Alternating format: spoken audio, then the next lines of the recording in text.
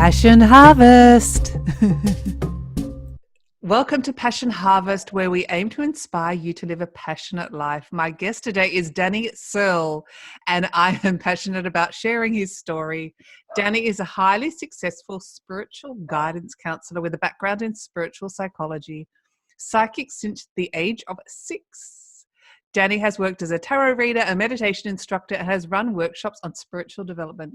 In his early 20s, Danny underwent a series of out-of-body experiences that revealed the intricacies of the spirit world. Danny is passionate about life, ascension, the planet, and so much more.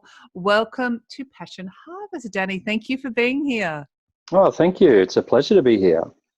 I've got so many questions for you. I guess, look, I'm always interested in spiritual guidance, counseling, and readings. How did you get started in that? Right. Well, first of all, basically, I went to psychology school at university, Okay. and to be honest, I became a little bit disillusioned with it because it really only caters to people, probably what I would call in the upper socio-economic Mm-hmm. sphere, right? I couldn't really deal with the people that I felt really needed my help. And then, of course, at the same time, I'd already been doing a lot of background spiritual stuff myself. I finally came to the realization that psychology and spiritual development, or whatever you want to call it, they really go hand in hand, right? Because often the things that are affecting you in your life and problems or issues you may be having in your life can be directly related to a spiritual lesson that you're not getting or understanding. So when you're just doing plain psychology, you can't talk about those things, right? You just can't. You have to talk about in sense of, scientific blah, blah, blahs. Mm. So that's why I ended up branching off into freedom, what I believe to be my freedom. My freedom is able to bring both those things together to get a much more accurate diagnosis or a much more accurate model that I can help people with, right? That I can teach them. And yeah, I find that I get a much more successful outcome combining those two things together than I would if I was just doing, plain psychology, for example. Yeah. And no drugs, of course, no drugs, no pharmaceuticals. I don't believe in them. Yeah. Yeah. No, look, I love that rationale because so often, bridging that gap between the spirit, am I going crazy or Yeah. am I spiritually awakening? But having that psychology background it's such a great foundation, especially in our society where that is accepted. Hmm. Yeah. And so I guess you see all clients from all walks of life. I do. I literally do. In any given week, I might have, 20, 30 clients, and they're from literally 20, 30 different countries around the world. That's the beauty of the internet now. Amazing, isn't it? But the funny thing is, right, they're coming from all these different backgrounds, all these different languages, cultures, you name it. Mm. They've all got the same story. They've literally all got the same issues, the same story. I hear the same things over and over and over, Oh my which God, just what is points it? to me. Oh, look, I'll tell you, the biggest things in the last 2 years, Yeah. two things. One of them is I've been in this lifelong career for the last 20 years, and I just woke up the other day and I just walked out. I don't know if I'm insane. Everyone's telling me I'm stupid. Yeah. But, these are people, I'm telling you, in high-ranking, big companies you would have heard of, right? I mean, you would have heard of them. Mm. These are people that have been in top positions saying to me, I just walked out. I couldn't do it anymore. I just couldn't do it anymore. And I'd say to them, well, why? What do you want to do? Well, what I really want to do is I want to help children, or I want to help people. That's the common theme I'm getting all the time. And the other thing is with relationships, of course, where they've been in a marriage or a relationship or something for 10, 20, 30 years. They're just walking out of it. Not with bitterness, not with anger, just that, well, it's done. It's over now. I realize it's done. I'm just living a life. I stay there. I still love that person as a person, but I can't be with them anymore. And, and it all fits in. And I say, well, that's because you're going through the shift. And this is what I do talks about. I've got videos about it. What I term is the shift. You can call it whatever you want, but we're in the shift now. And the shift means that you've got to stand in your truth. You've got to stand in who you are as a person, right? So if you're in a karmic-based relationship for the last 10 years, it's over. Karma is over now. Karma doesn't exist anymore, right? We're making it up as we go along. So if you're in a karmic-based relationship, you've got to leave it. You've got to get out of it. Otherwise, it's counterproductive. So they're the common things. And the other big thing that's coming up in the last 2 years is these crystal children. I was very skeptical about them until I was introduced to them firsthand, and it blew me away. I swear to God, I was humbled by these kids. These are babies, and it's incredible. They're the oldest souls you've ever seen incarnated on Earth, ever, in history. And they're now being born into the Earth. And I'm telling you, you're humbled by them, just being in their presence. They're incredible. So that's the main sort of things. There's other stuff, but they're the main ones. Well, that's really interesting you say that, because your diagnosis kind of sounded exactly like me. Oh, okay. Right.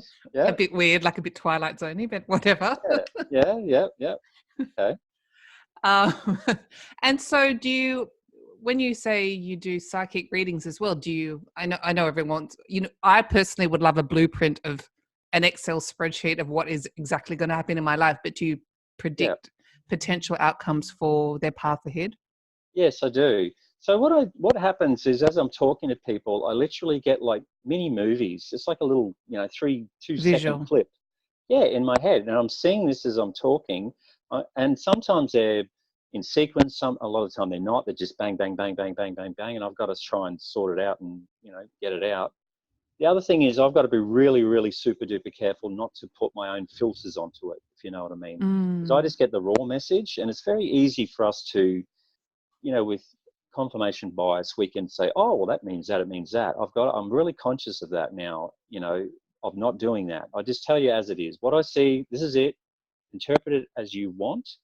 And that's basically where I'm coming from with psychic readings, but they're pretty spot on usually. Oh my God, I've got to make an appointment with you. And anyone that's listening, I'm going to put all Danny's details in the show notes. Yeah. Okay.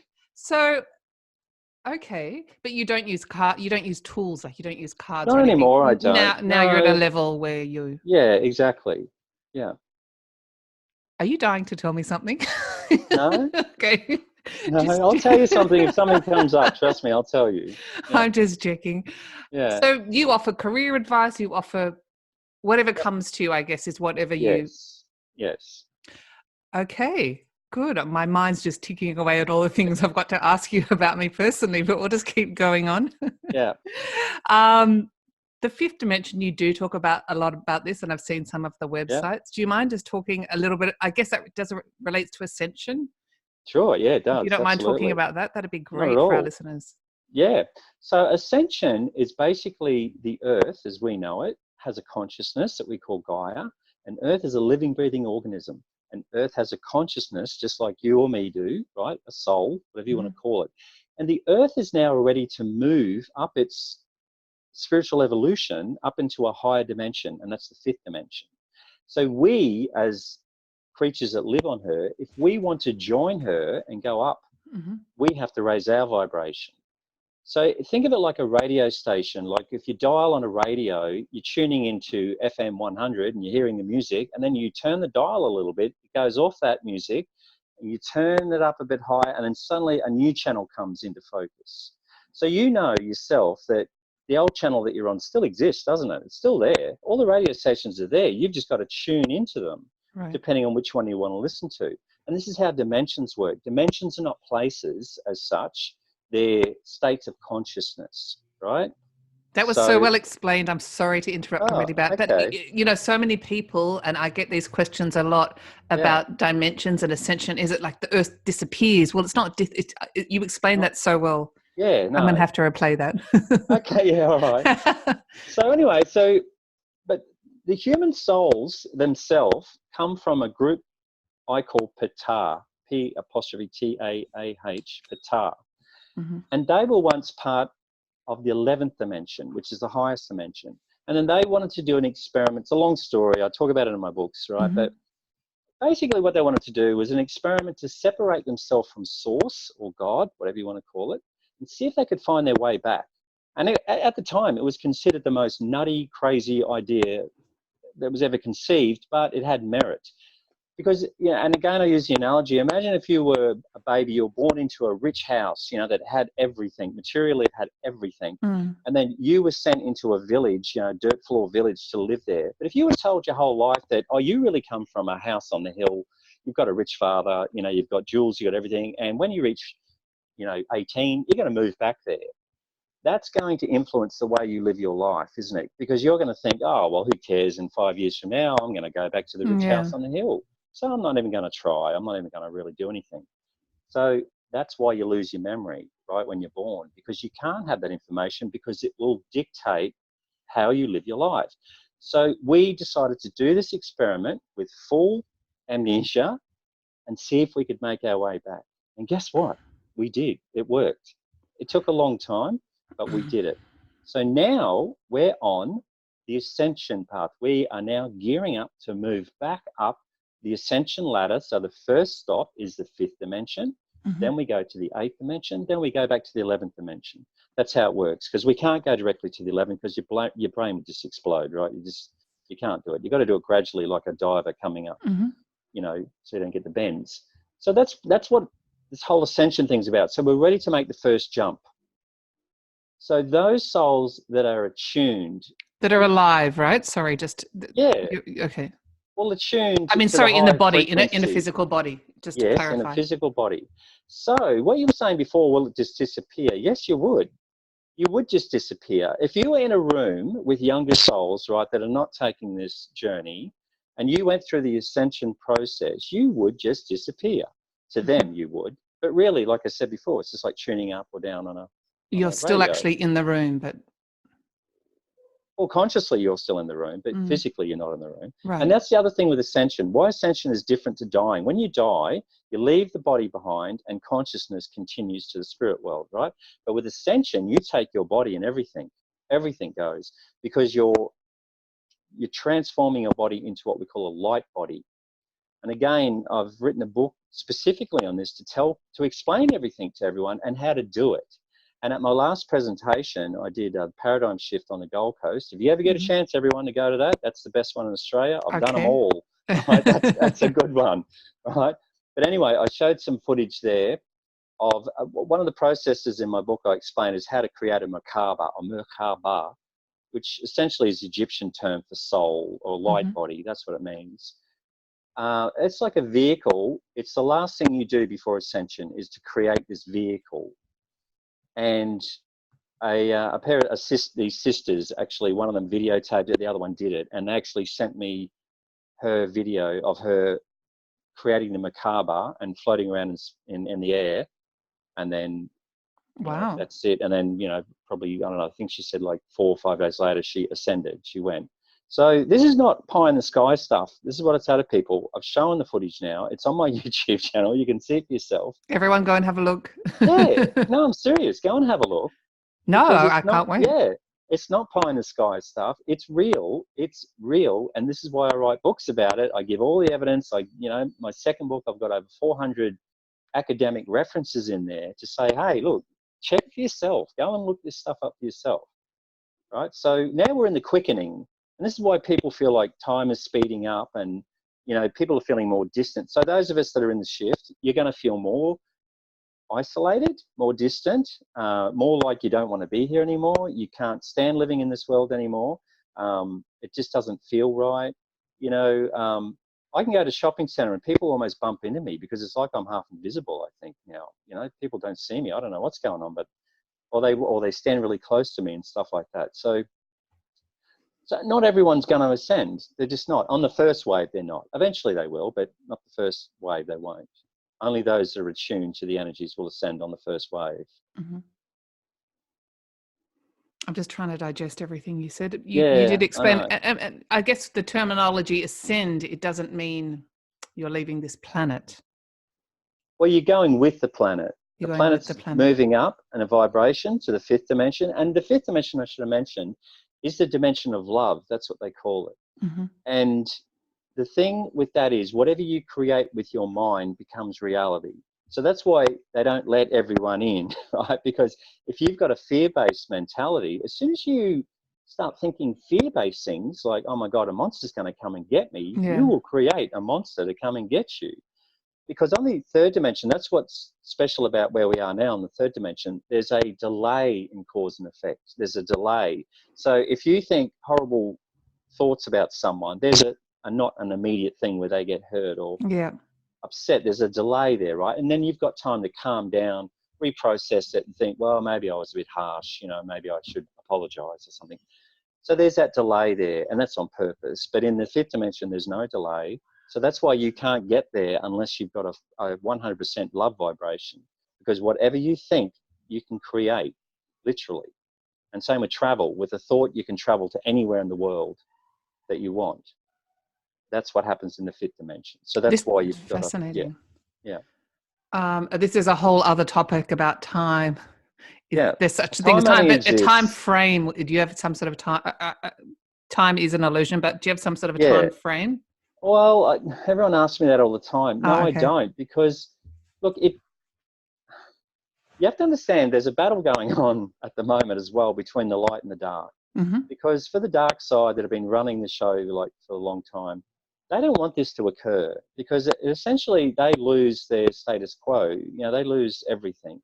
So they desperately don't want us to go. So a good example is a major event. This is going back a few years with George Bush, and that whole Gulf War thing. He, they all work on occult timings, you know what I mean? The dark side do. They're very big into the occult, and they do things on dates and things that have meaning and whatnot. So there was going to be a major shift of an explosion of consciousness happen on a particular date. And on that very day, that's when Bush launched this massive attack in Iraq or wherever it was, right? In the Middle East somewhere. And what that did was counter human consciousness.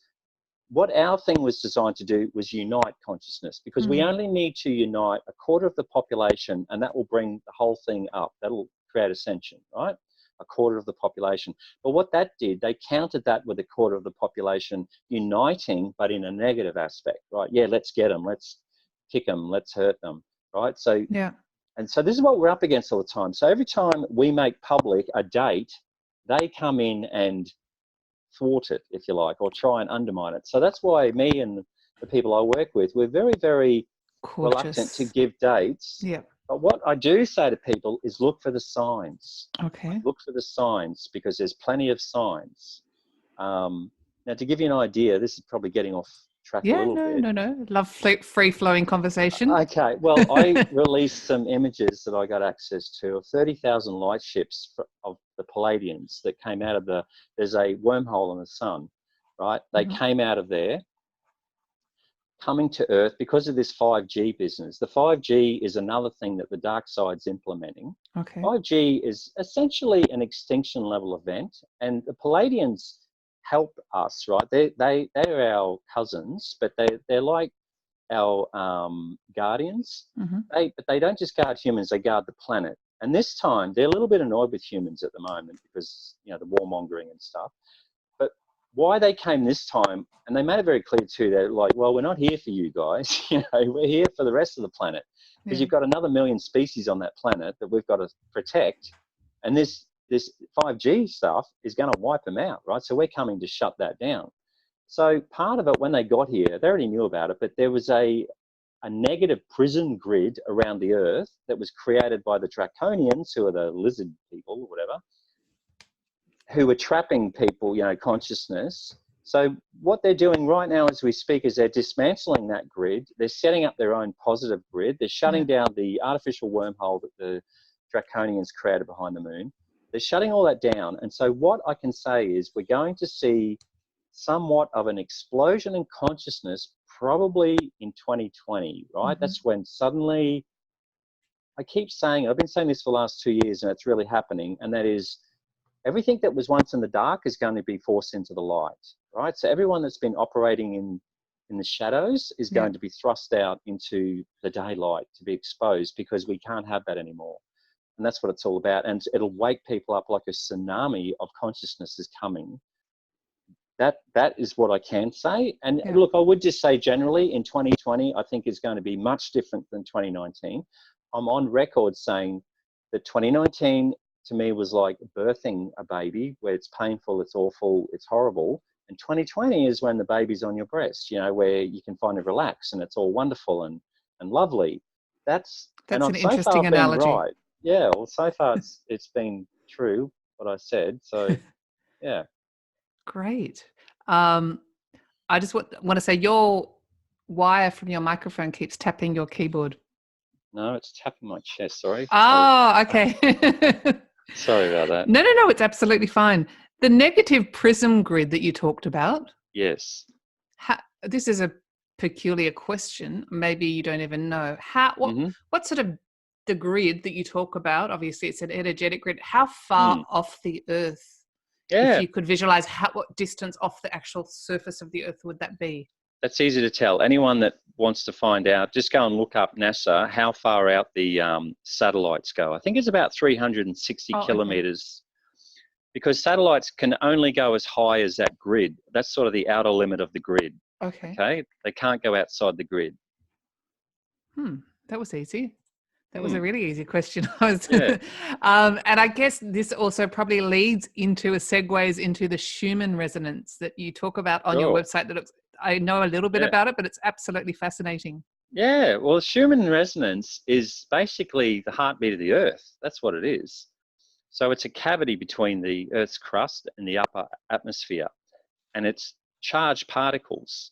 Yeah. And for millennia, it was at 7.85 hertz. And then suddenly in the 80s, it started to jump and rise higher and higher. And so what we found now, it follows the Fibonacci sequence, which is a mathematical sequence. Now it's up over 100 hertz. It just keeps rising and rising and rising. And that is how we track where the Earth is up to with her ascension, right, basically. So it'll reach a critical point where the Earth will just ascend, it'll just go. And if you want to go with her, you've got to be vibrating at that frequency as well. So it's a positive thing, obviously, as the hertz rise. Yeah, absolutely. Oh yeah, the higher it goes, the closer we're getting to the ascension. And how is that measured? Well, through hertz, through scientific. There's websites. Oh yeah, there's websites you can go to. Just type in latest Schumann's resonance, right? Frequency. And there's websites that track it, where you can actually track it daily to see where it's up to. And obviously we talk about Gaia as the Earth as a living, breathing being, body, energy. Yeah. Obviously that would, as the hertz of the Earth rise, that would definitely have a significant impact on humans on the Earth. Yes, it does. But again, as I predicted a couple of years ago, for those that aren't synced in with that frequency are literally going mental, right? They're going mental in their head. And that's why we're seeing all these public breakdowns and public disharmony and things like this, and people breaking down and screaming at the sky and stuff. It's all because they can't attune or resonate with the Earth's frequencies, the Schumann's resonance. And so people say to me, oh, how do I do that? Well, the easiest thing to do is to go into nature and sit against a tree for 20 minutes. Close your eyes and just sit against a tree, or sit on the beach and listen to the ocean, because you'll just naturally start to resonate or vibrate at the stronger frequency, which is nature, Mother Nature. That's how you do it. You can do it through meditation, of course, but I mean, why? Just simply go and sit in the forest. And our body attunes with the... It does, because it's like a guitar, right? If you pluck one string of guitar, the string next to it starts to vibrate in unison at a sympathy. It's exactly the same thing. Because the Earth's a much bigger, stronger frequency, you will just start to vibrate in sympathy with that vibration, if you understand what I mean. Like, Yeah, no, I understand. So I'm just trying to articulate my question here. Yeah. When you talk about the Palladians assisting us and all sorts of things, does anyone control the Earth? Oh, there's a lot of different beings or aliens, whatever you want to call them, trying to control the Earth. Okay. But no one's the boss of Earth, right? That's probably the word here. Who's the boss of Earth? Yeah. No one. No one is. So Earth is a separate entity or a separate being? Yeah, but even the source, God, whatever you want to call it, at some point it created the dimensions, but it pushed parts of its own consciousness out and gave them autonomy and said, you go and furnish it. You gave it free will. You go and do what you want. So they're the beings that we call the Elohim, right? The beings of light, the Elohim. They're not God, but they're parts of God. Well, we all are. Right. And so they went out and formed the planets and the dimensions and things like that. So eventually the Elohim that came here to the third dimension, they created the earth, and then one of them went into the earth as consciousness. Same with the sun. Sun's got consciousness as well. And they just leave it be. It's like if you went and made a public fountain just in the middle of the forest, who owns it? Well, no one does really, right? You just built it and left it there. It's given free will and autonomy. And the main thing the humans are meant to learn here. See, one of the biggest things I think is ridiculous is, let's say you had a playground full of playground equipment for children, and all the children use that playground for decades. And then suddenly one day you go there and someone put a fence up around it and it's charging 10 cents to get in. You're thinking, hang on, we've been playing here for centuries. Why suddenly do you think you own this or can control this and force us money to use it? But that's exactly what's happened on the earth. That's exactly what's happened, right? For millions of years, we just used the earth's resources. We didn't exploit them. We just used them to build a house, raise our families, eat, sleep, and be merry, right? And then suddenly someone came along and said, I'm going to put a fence around this and I'm going to charge you to use that stream or to use that tree. And this is, I don't know if we're getting right off into a really deep area here. Well, this is the Anunnaki. I don't know if you've heard of the Anunnaki, right? But it's when they came to Earth and when they took over for a long time, they formed the civilizations that we know from ancient history. They genetically engineered humans, but they didn't have anything to do with the souls in us, right? Souls are separate. And they're the ones that put the fence up and started charging money to use, the Earth's natural resources. And we've been dealing with that ever since. So that's where we're at the moment. So no one is the boss of Earth. No one owns the Earth, but people think they do. They think they can get away with it, but it's an illusion. Like law is an illusion. Everyone, they write a law on a piece of paper and everyone disagrees that you're going to obey it. But why? Why? Who made them the boss, sort of thing?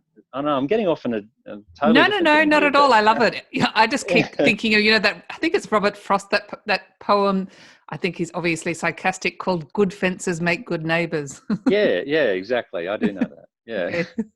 I keep thinking of that one. So no one's the boss of Earth.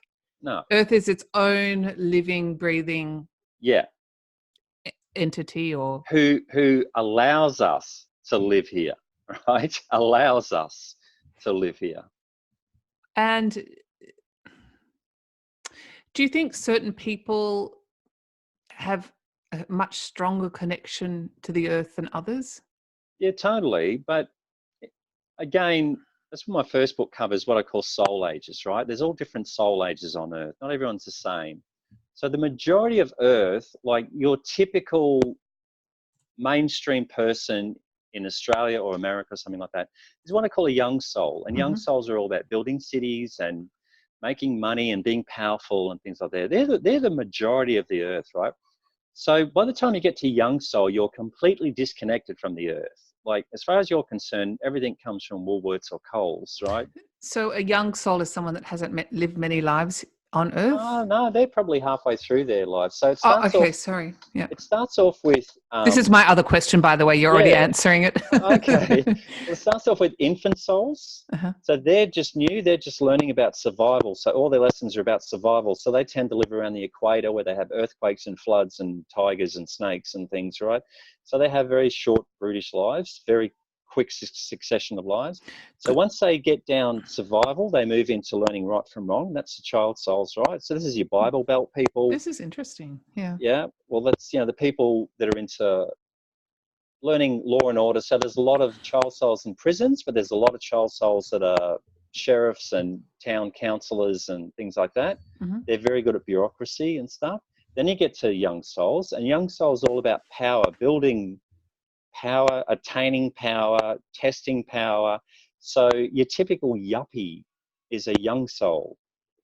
It's all about materialism. They marry to have a trophy wife. They don't marry out of love. They don't even know what love is. Up until this point, true love is not actually, they're not even capable of knowing what it is. Mm. So then we moved into mature soul, because in the young soul, they eventually get to the point where they realize, well, I've got all this money and stuff, but I'm still not happy. There's got to be more to this, right? Something's not right. And so then they move into mature souls. So most of the new age people that you meet are in mature souls. So they're all about save the whales, save the trees. You know, they're always on some sort of plight to save something or some social justice thing. You know, a lot of them are into new agey things and whatnot, but they're still in the early stages of the mature soul. There's still that hangover of the young soul. So they still have security buttons pushed, like money. And so a lot of them become these gurus that fly private jets and, you know, have palaces and things like that. But, you know, they're there for a reason. They spread good messages. Eventually, in the middle of mature souls, they realize that religion, organized religion, is nonsense. They don't need religion, right? They can access it themselves. And then by the end of mature souls, they're starting to really get the message and realize that there's a lot more going on. And that's when you get into old souls.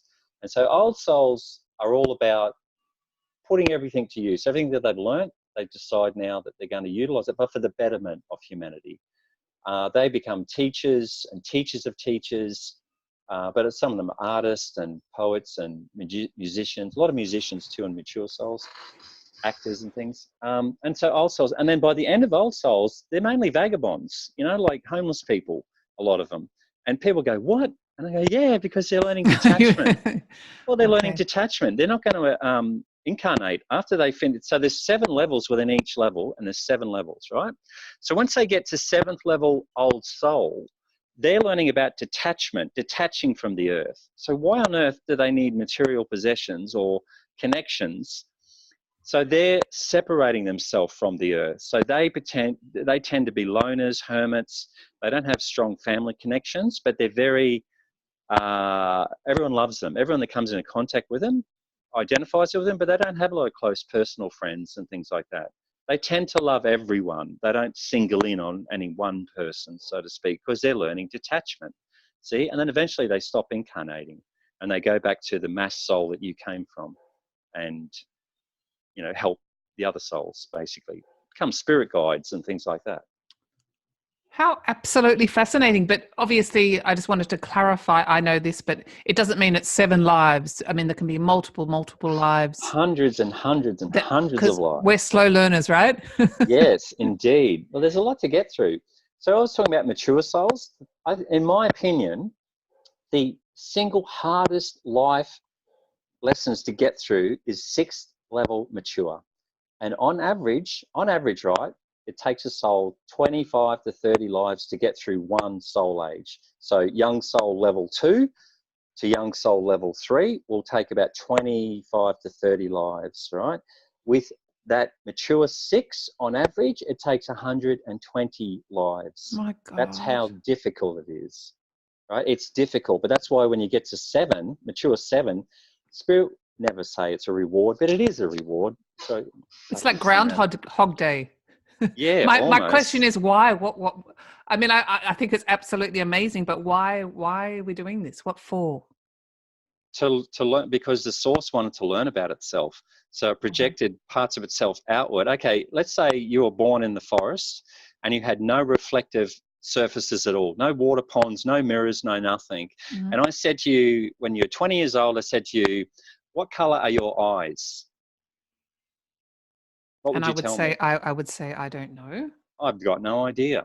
So what the source did, it projected something outward to look back at itself, a mirror as such, to look back at itself.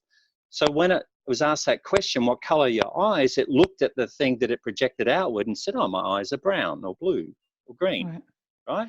It learnt about itself.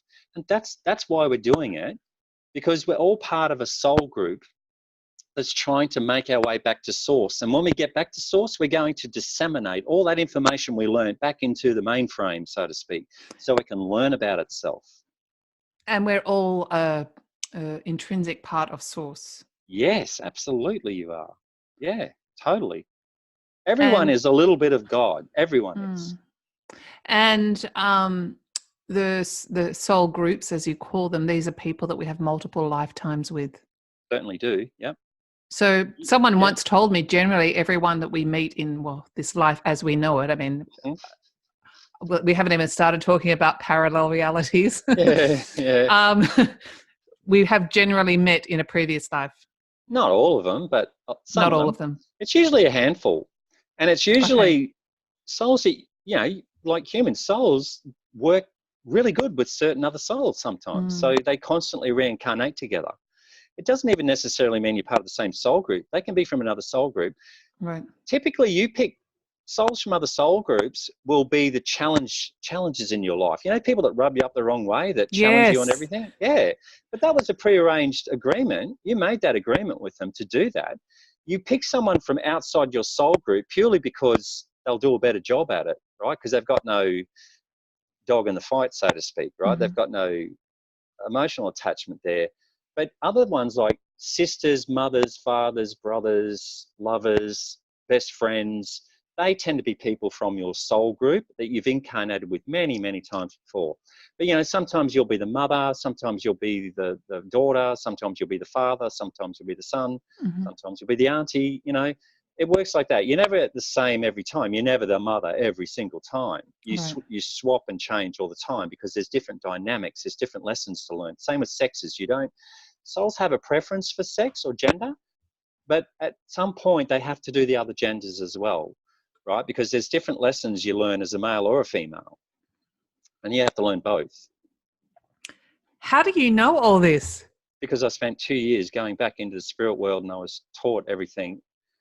The spirit world itself is also split up into 7 levels with 7 planes within each, and I was taken to every single one of them. Everything was explained to me and shown to me and taught to me and told to go back and tell people. So you were still, I'll say hashtag alive, living in this world? Yeah, I was a body on the bed, and suddenly, so how it happened, I was in bed and like 3:30 in the morning, I get woken up, I'm wide awake, I look up, there's a man standing at the end of my bed, he's glowing, right? And he's got a big smile on his face, and I wasn't afraid. I was like, what the hell is this? And he said, come on. Like he went, come on, like that. It's time to go. It's time to go to work. And I sat up in bed. You were alone? I took his hand. Yeah, I was alone. Yeah. I was like 20 or 21 years old when this happened. Straight as an arrow? Yeah. Yeah. And so I sat up in bed, and just as I went to move away, I looked behind me and saw my body still lying there. Wow. And I thought, oh, am I dead? And then in my head, he said, he laughed and he said, you're not dead. This is your astral body. This is your soul, basically. And then I was like, but will I be able to go back? And he went, yeah, don't worry about it. See that little cord you've got connected? There's a silver cord from your heart chakra, basically, or solar plexus, really, connected. And he said, yeah, you're tethered to that, and don't worry, nothing, I won't let anything hurt you. Nothing can hurt you. And I was like, okay, cool, let's go. And so then we just started on the astral plane, which is the lowest level. And then eventually they took me higher and higher and higher, And taught you all this, gave you all this information. Yes, exactly. And what does the astral, I mean, I'm so thinking so physically here. What does it look like? Or is it the astral plane is an analog of the earth, basically. It's a mirror image of the earth, but it has a blue tinge to it. So you're in the astral because like the air itself looks sort of blue, a glowy blue color, right? And you also see colors there that you don't see on Earth, like ultraviolet flowers. So how on Earth, sort of bees and some birds and things, snakes can see ultraviolet or infrared. You can see all those colors as well. Again, so you're in the astral. So it's a lot, plants and flowers and things are brighter. Like when you're wearing those colored sort of glasses sunglasses. Yeah. So everything's brighter, but it's got this blue tinge to it. And there's no humans. Well, there's human-looking beings there. They're spirits, really. But what you do see, right, is like extinct animals that don't exist on the earth anymore. So, when people talk about, I know it's going to sound stupid, but... the Tasmanian tiger? No, I was going to say like unicorns and dragons. Oh, okay. Well, God, that's much more interesting. Yeah. But, I wow. think that because they did exist on the Earth plane at a time, but then they couldn't stay here anymore, so they basically retreated into the astral plane. That's where they exist now. And I Okay. think that's why people still have a connection with them, because maybe they're connecting with them in the astral plane. I'm not sure, but that's where they exist now. So they're still there.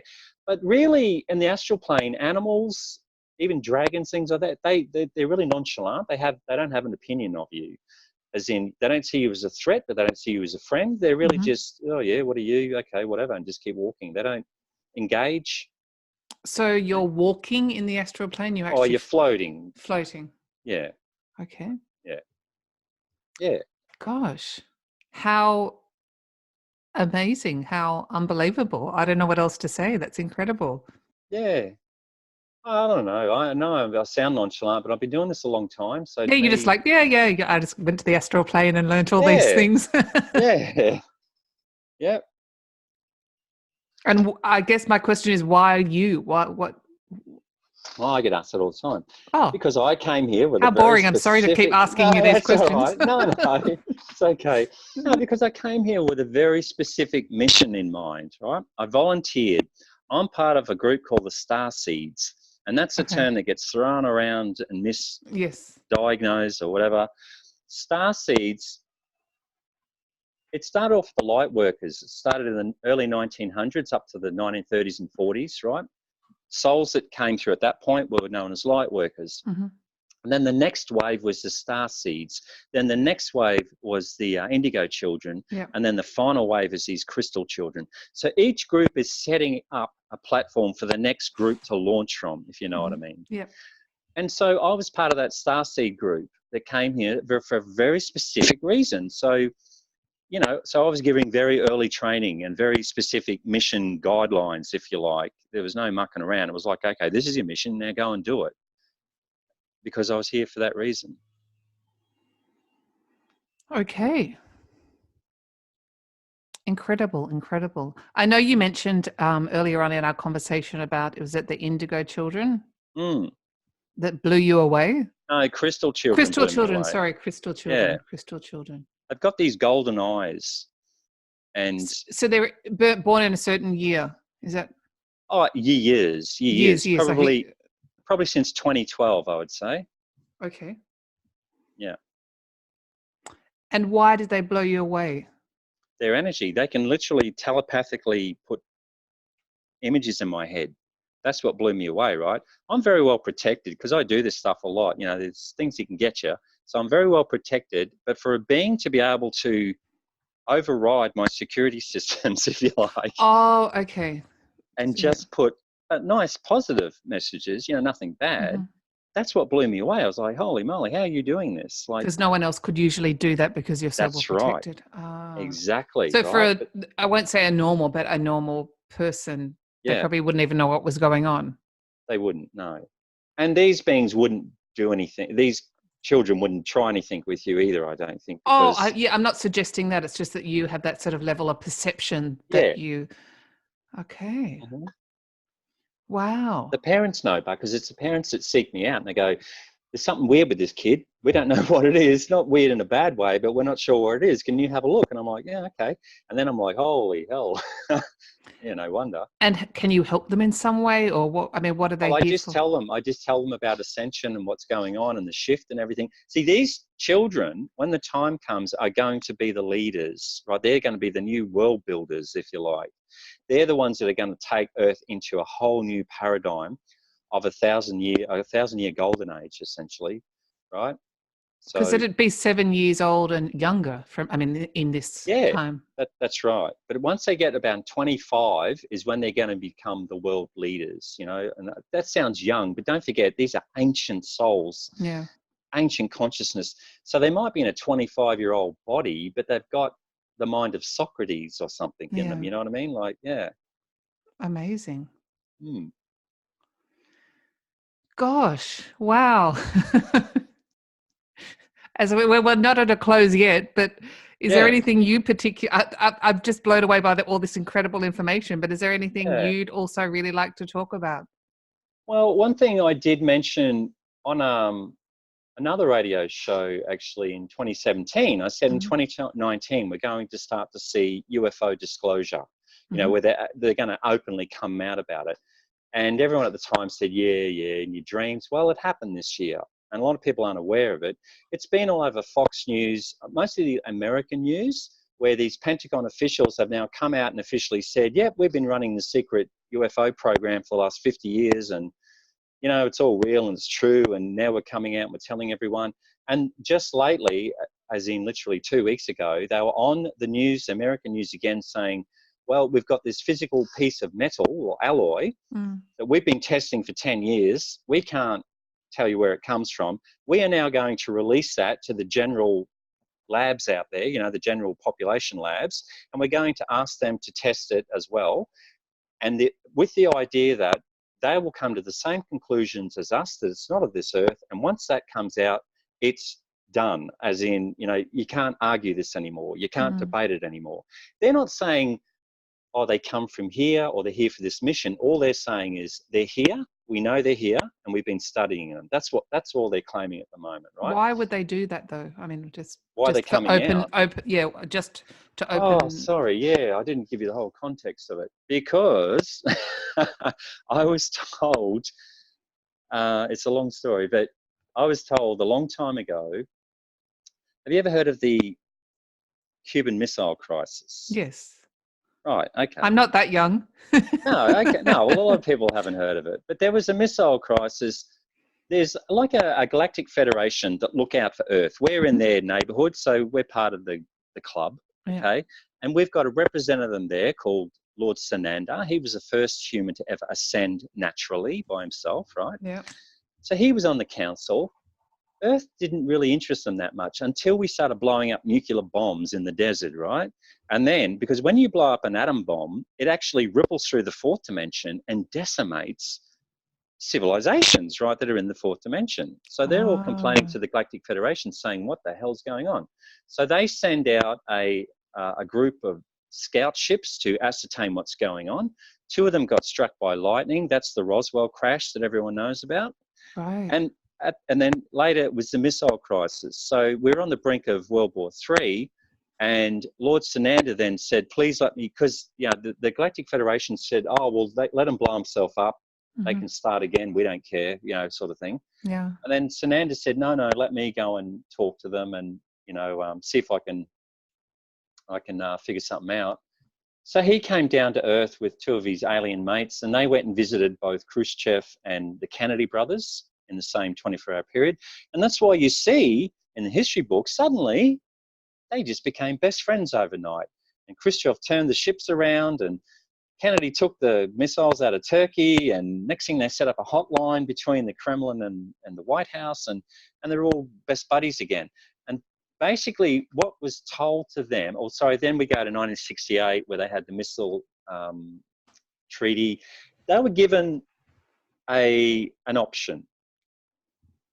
These Sananda and these aliens went and visited all of the main leaders around the world, including the Vatican, the Pope and everyone. And they basically said, look, if you guys, you weren't meant to get into our club, so to speak, for another 120 years, right? Before you grew up, basically. But because you've got these nukes and everything, you threaten other life. So we're going to give you a deal. If you don't use nuclear weapons or blow each other up in the next 50 years, we're going to let you into the team, into the club, right? Yeah. So they all signed the agreement. So that's why we haven't had a nuclear war since World War II. And the 50-year limit came up in 2019. Oh, no. Yeah. It's now. That's right. So one of the things they said is, we're not just going to show up and land because that's going to freak people out, right? So they started doing a dissemination program of getting people used to the ideas. So this is why since the 50s and 60s, we've had all these UFO alien movies where, most of the time they're friendly, and, the Day the Earth Stood Still, and Mork and Mindy and E.T. and Alf and Independence Day and all those things, right? Because you've got the baddies trying to stop it as well, and the goodies trying to make it happen. So yeah, all this has been going on to try and get people used to the idea that aliens are real and they're out there and they're coming. So that's why I said in 2019, we're going to see a big ramp up, and eventually we're going to get disclosure, because before they come in 2020, we got to get people used to the idea. And so what I was just talking about with these Pentagon officials now coming out and saying it, yep, it's real. I think that's all part of the final Interesting. disclosure thing, because they're getting ready. And then when I say that, what they said they'll do, first they'll do like big flyovers, you know, like fleets of them will go over at night time, and everyone will see lights in the sky. And it'll just get to the point where when you see a jumbo jet, where you'll just think, oh yeah, there's another one, you know, whatever. And then they'll do daytime ones. Then eventually they'll land. They're not going to land at the White House. They're going to land in the suburbs, right, on sporting fields, because they want to talk to the people. They're not interested. They know politicians are liars and cheats, right? They don't want to talk to them. They want to talk to the people. Because the thing is, being part of the gang or the club, you get access to their technology. And okay, what technology have they got? Well, they got free energy devices, right? They can give us free energy machines. They can give us machines that can essentially cure any disease or syndrome or ailment you can think of on Earth. They can heal the body instantly, right?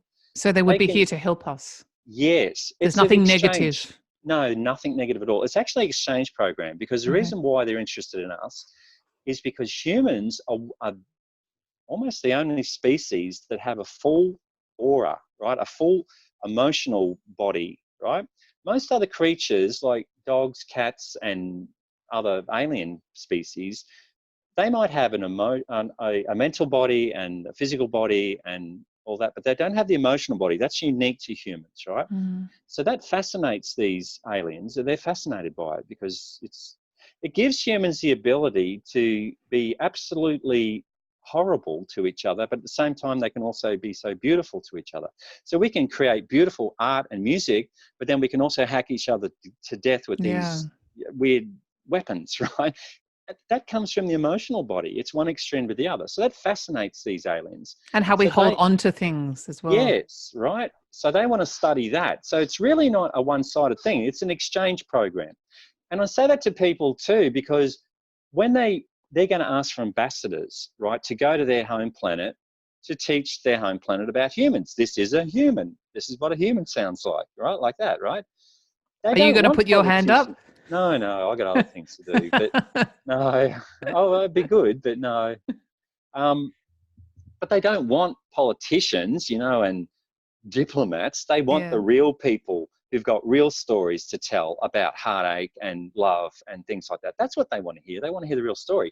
So the people they're going to ask to do ambassadorships are going to be the people that meditate every day, that live, you know, in service to others, that live a love vibration. They're the people. They don't care about what qualifications you got from a university or what's on your resume. They don't care about that.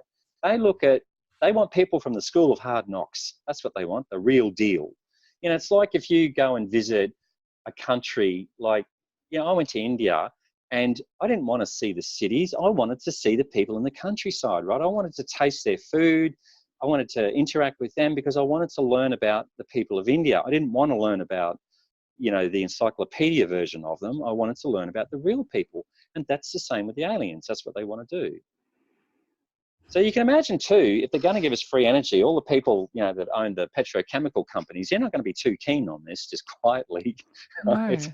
Yeah. It really is a lot to think about. I made a video about a presentation I did. If you want to learn about that, it's on my YouTube thing, because I talk about Project Bluebeam as well that you need to know about. I'm going to put all your details in the show notes. What is the name of your YouTube video, your YouTube channel? Yeah, Path to Ascension, PATH to Ascension, Path to Ascension. Okay. But go to the playlist. I'll put everything into playlists to make it easier to follow it. Very efficient. Yeah. Wonderful. I normally ask my guests at the end of the show, if people, it's kind of irrelevant now after everything we've discussed. Yeah. But I guess my question is, if people are looking to ascension, normally I talk about passion, but I guess it's kind of related. It is. What tips or tools or advice could you give them? Only thing that you need to do every day, 20 minutes a day, is meditate.